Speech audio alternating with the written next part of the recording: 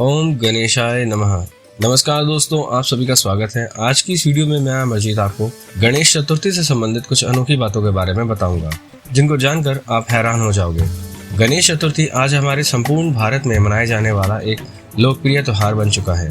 इसकी कथा कुछ इस प्रकार है। पौराणिक सनातन ग्रंथ शिव पुराण के अनुसार एक समय जब महर्षि वेदव्यास जी महाभारत के नाम से महाकाव्य की रचना करने वाले थे, तो उनको एक ऐसे लेखक की जरूरत थी जो कि उनके विचारों को बिल्कुल बाधित ना करे और जितनी तीव्रता से महर्षि उच्चारण करे वह उतनी ही तीव्रता से बिना रुके लिखता रहे।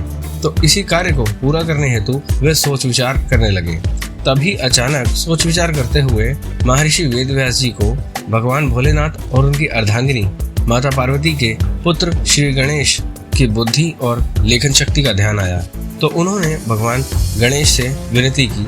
तो उनकी यह विनती सुनकर श्री गणेश जी महाभारत ग्रंथ लिखने के लिए मान गए, लेकिन उन्होंने एक शर्त रखी कि आपको अपना व्याख्यान बिना रुके लगातार करना होगा और मैं लगातार लिखता जाऊंगा, लेकिन अगर आप बीच में रुके तो मैं भी अपनी कलम वहीं रख दूंगा और दोबारा आगे नहीं लिखूंगा। तो इस प्रकार महर्षि बोलते गए और गणेश जी लगातार बिना रुके पूरी तीव्रता से लिखते गए। और जब 10 दिन बाद महाभारत का लेखन पूरा हुआ तो ऋषि वेदव्यास जी ने गणेश जी का हाथ स्पर्श किया तो गणेश जी के शरीर का तापमान बहुत बढ़ गया था।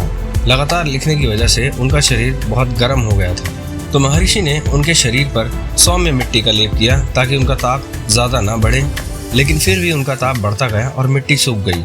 ऋषि वेदव्यास जी ने उनको ले जाकर नदी के शीतल जल में बैठा दिया, जिससे उनके शरीर की मिट्टी भी साफ हो गई और उनके शरीर का तापमान भी कम हो गया।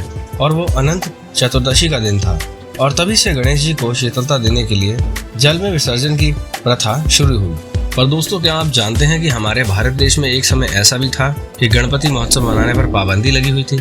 आज हम लोग इतनी आसानी से गणपति महोत्सव मनाते हैं, पंडालों को सजाते हैं, गणपति जी को सजाते हैं और फिर कुछ दिन बाद उनका विसर्जन करते हैं। लेकिन जब यहाँ अंग्रेजों का राज था और उनका शासन चलता था, तब उस समय ऐसा कोई भी त्योहार मनाने पर पाबंदी होती थी जिसमें कि हिंदुस्तानी लोग इकट्ठा हो सके। ब्रिटिश सरकार कहीं भी हिंदुस्तानियों को इकट्ठा नहीं होने देना चाहती थी। जैसे आज के समय में धारा 144 लगा दी जाती है, उसी प्रकार उसी समय में भी 4 लोग कहीं एक साथ इकट्ठा नहीं हो सकते थे।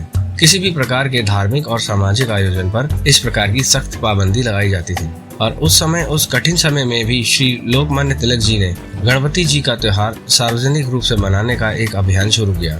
और यह समय था सन 1893 का। और उस समय में ये पूजा बस घर के अंदर ही की जाना अलाउड थी। और लोकमान्य तिलक जी ने इस गणपति का सार्वजनिक महोत्सव पहले महाराष्ट्र में शुरू करवाया। उन्होंने गांव-गांव घूम कर लोगों को गणपति मंडल बनाने के लिए प्रेरणा दी। उस समय लोगों के मन के अंदर अंग्रेजी सरकार का बहुत ज्यादा डर बैठा हुआ था। लोग डर के मारे कुछ भी नहीं कर पाते थे और इसी वजह से लोकमान्य तिलक जी ने सोचा क्यों न गणपति मंडल के द्वारा लोगों को जोड़ा जाए और जब लोग थोड़े निडर होने लगे तो उनको आजादी के मार्ग के लिए प्रेरित किया जाए। यानी जब लोग मंडल में इकट्ठा होंगे तो कार्यकर्ता भी बनेंगे और उनको फिर संगठित करके देश की आजादी के लिए प्रेरित करना आसान होगा। यही विचारधारा अपने मन के अंदर लिए लोकमान्य तिलक जी गणपति मंडल के जरिए लोगों को संगठित करने में कामयाब रहे। लोगों की सोच और समझ में बदलाव आने लगा। अब लोग खुलकर ब्रिटिश सरकार के नियमों का विरोध करने लगे और अंग्रेजी सरकार के बनाए गए सामान का भी बहिष्कार करने लगे।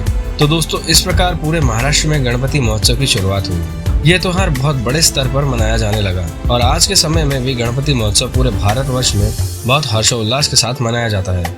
लोग अपने अपने घर गणपति जी को लेकर आते हैं। बहुत आदर और सम्मान के साथ उनका स्वागत किया जाता है और 10 दिन तक की पूजा अर्चना करने के बाद 10वें दिन उनका विसर्जन किया जाता है और उनसे अगले साल फिर वापस आने की प्रार्थना की जाती है।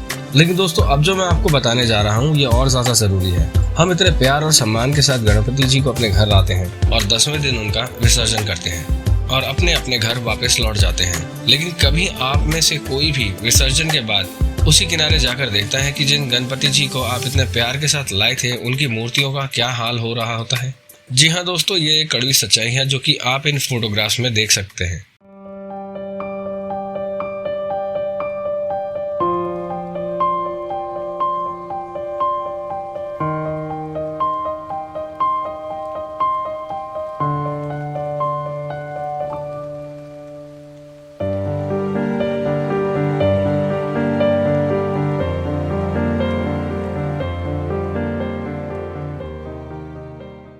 मेरा आप लोगों से बस यही निवेदन है कि आप खुद सोचिए कि क्या इसका कोई अलग सॉल्यूशन नहीं होना चाहिए, क्योंकि एक रिसर्च के मुताबिक पीओपी से बनी हुई गणपति की मूर्तियां आकर्षक, सस्ती और जल्दी बनने वाली होती हैं। लेकिन पीओपी यानी प्लास्टर ऑफ पेरिस से बनी मूर्तियां पानी को सबसे ज्यादा दूषित करती हैं और इनमें केमिकल्स होने की वजह से ये हमारे वातावरण के लिए भी हानिकारक होता है और इस जल प्रदूषण के कारण कई जलीय जीव मारे जाते हैं। इसका एक बहुत बेहतरीन उपाय हो सकता है कि हम इको फ्रेंडली गणपति को स्थापित करें, जिनकी मूर्ति किसी खाद्य सामग्री से बनी हुई हो, जैसे चॉकलेट, चीनी या फिर गुड़, जिनको आप दूध में विसर्जित कर सकते हैं और फिर उस दूध को बच्चों में बांट सकते हैं, जो कि सबके लिए अच्छा रहेगा और हमारा पर्यावरण भी सुरक्षित रहेगा। So I hope you liked my video. If you really like this video, so please like, share, comment on this video and also subscribe this channel for interesting videos like this. Thank you so much for your needful time. Have a nice day.